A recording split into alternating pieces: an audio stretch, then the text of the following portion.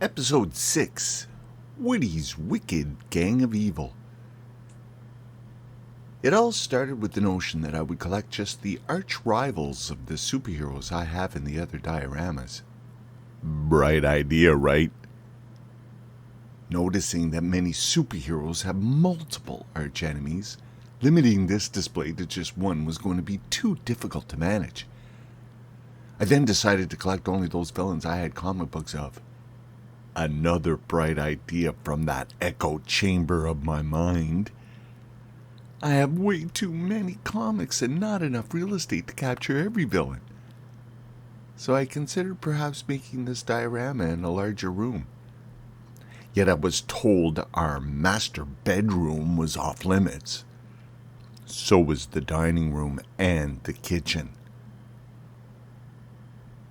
My next bright idea was determining how I was going to display these figures without making it look like they were all waiting at a bus stop. As you can probably detect by now, I have a lot of bright ideas. At present, this display is the largest in the Marvel Nerd Cave with nearly 300 of Marvel's greatest characters. Marvel created the greatest comic book villains. No one can compare. Sure, DC Comics' Batman's Rogue Gallery is certainly impressive, but how can it compare to Spidey's? How about the X-Men? And Batman has 20 years more seniority. My concept needed to categorize the villains to break them up and give the display some sort of purpose instead of a mass collection of figures. For the center, I collected the villains that have been tormenting the superheroes the longest, led by Marvel's greatest villain, Dr. Doom. To the left, I wanted Thanos to lead a collection of villains who have muscles, brains, or animal attributes. To the right is Apocalypse commanding some femme fatales, a bunch of aliens, and giants of all shapes and sizes. For this diorama, I used my imagination to create out of insulation boards a rocky plateau with a valley in its center. I also wanted a gothic theme to it, so from Geek Styles diorama, I purchased the back walls, stone floors, and the pillar columns.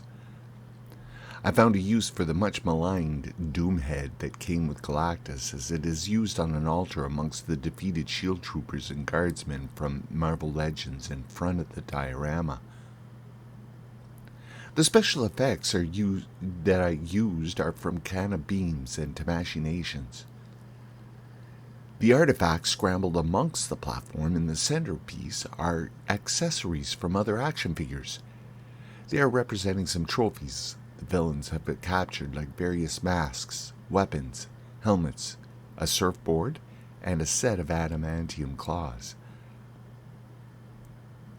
With all of these figures in this display, it would be way too difficult to describe each one without making this video any longer than it should be. Starting with Abomination and going through to Arnim Zola, the majority of the action figures in this display are either Marvel Legends or Marvel Select. My general rule for which brand to choose from comes down to the size of the character, with most of the larger action figures from Marvel Select. The huge majority of the figures are from Marvel Legends, with a wide selection of Build-A-Figures to go with those larger Marvel Selects. From an older Hasbro line called Marvel Universe, I picked up the Frost Giants and Sentinels. The last company to mention is Mafex, who made the ultimate Magneto figure.